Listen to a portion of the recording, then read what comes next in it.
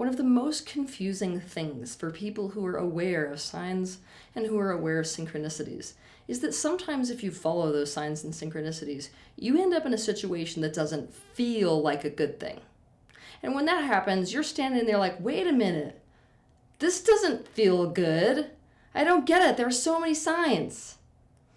There's actually a really good cosmic universal reason for this, and it's this reason that we're going to be discussing in this episode.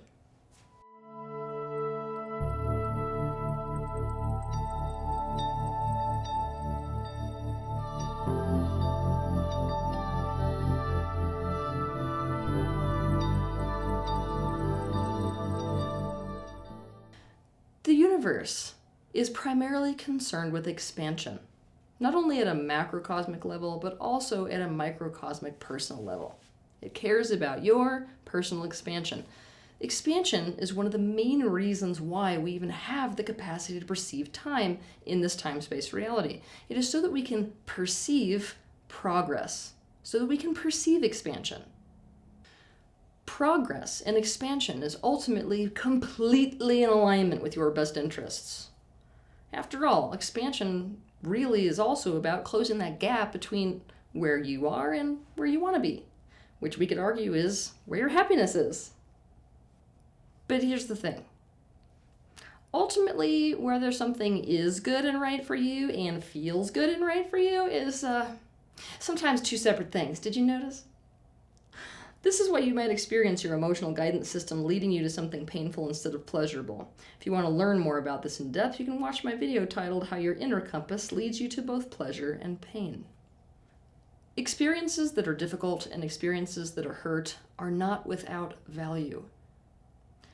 The thing is that we often don't see that value or the necessity for something or how important it was until way after the fact when we're looking back in retrospect. It doesn't feel like that in the middle.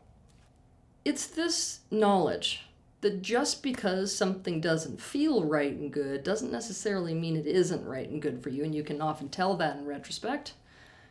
It's with that in mind that I want to give you an example to highlight a reason why the universe might be giving you signs and synchronicities that might lead you to a situation that sure as hell doesn't feel like a good thing. Liz. Liz had a childhood with parents that largely ignored her.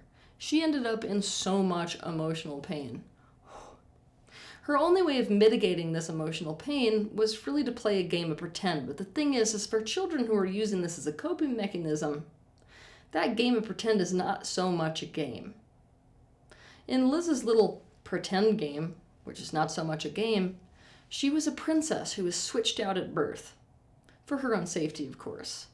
And she's just waiting around with these commoners for the day that her prince will come rescue her and restore her back to the throne. As Liz got older, this coping mechanism still worked for her, so she continued it, and she especially continued these games of pretend in relationships with men.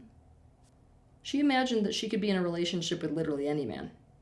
In truth, this is because she wasn't really with any of the men that she got into a relationship with. Each man was just a person playing a part of the prince that she still had in her own head. Liz was always in a relationship. She spent no time trying to get to know who a man actually was before jumping into a relationship with him. She would idolize him and imagine him to be totally different than what he actually was. She would obsess over him and obsessively seek his comfort until he didn't match the character that she had in her head, and then he would experience a fall from grace. She would end up in a violent breakup with him and end up with a different man the next day. She bounced from man to man like a hot potato. Liz's psychologist told her that she had love addiction. Liz struggles with overlays. This is her coping mechanism in life. To understand what overlays are in depth, I encourage you to watch my video titled Overlay, What Prevents You from Having a Real Relationship. Long story short, these overlays were ruining Liz's life, and they were holding her apart from what she really wanted. When Liz, who's a spiritual woman, met Jeff, she was shocked at the level of signs and synchronicities. I mean, it was shocking. For example, Jeff had the same birthday as her first love from high school. Second, no matter where they went, ravens were there.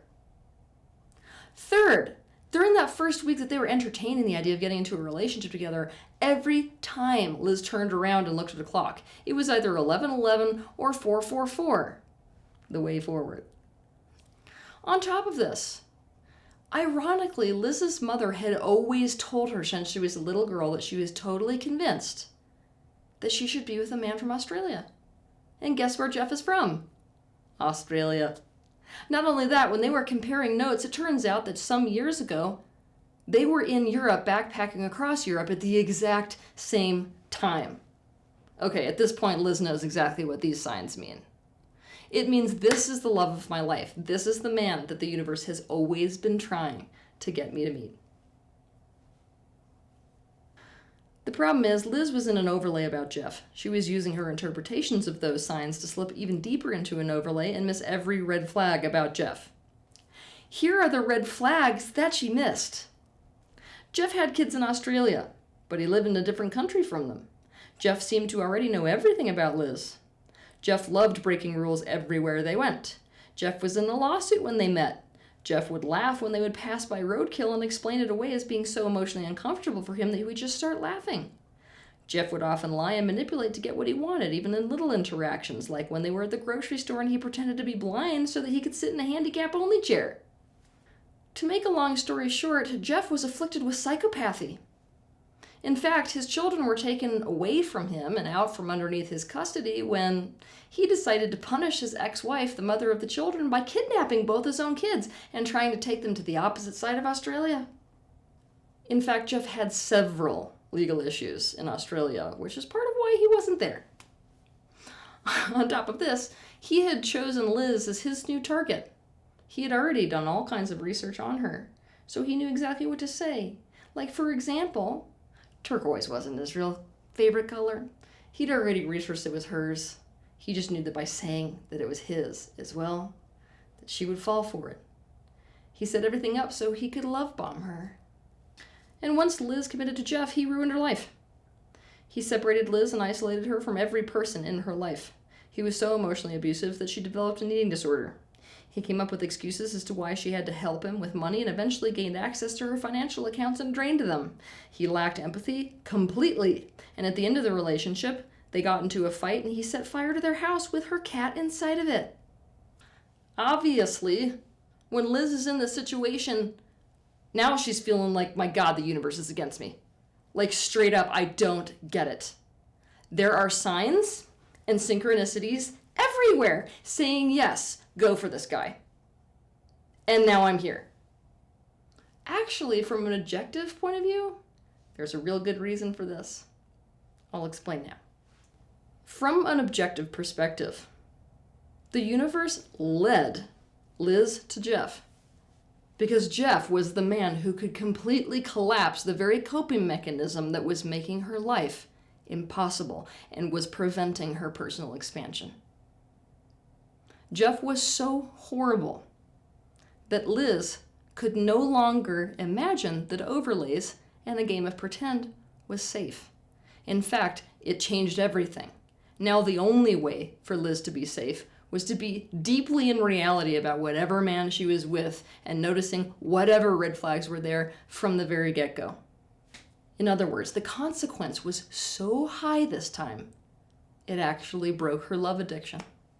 Not only that, it restored her ability to discern, one of the most important elements in life, and definitely in relationships. Consequently, now, on top of actually being able to discern, because of that, she was actually able to find a guy who is compatible and definitely is not going to set fire to her house with her cat inside it. Therefore, I'm going to sum it up this way. When the universe continues to give you these signs and these synchronicities, it is always an indication that there is something very important and valuable inherent in a situation, something that definitely has to do with your personal expansion. So one could argue that by going in the direction of them, you're definitely lining up with your own expansion. And ultimately, lining up with your expansion means going in the direction of your own personal happiness. But to think that when the universe gives you these signs and synchronicities, it's always leading you to something that will feel good is a big, big mistake. The reality is, when you get these signs and synchronicities, the universe might be leading you to something that might feel good. And it also might be leading you to something that feels really, really bad. Like really bad, but still has value. After all, the road that will take us to what we ultimately want might be a very, very, very dark road. And it's most likely going to be the road we least expect. Have a good week. If you liked this video, be sure to hit the like button, subscribe to my channel, and consider sharing this video with your friends. You can also click on the bell icon to be notified of the next time that I post a video. I want to thank you personally for the bravery that you have to step into awareness. I'll see you in the next video.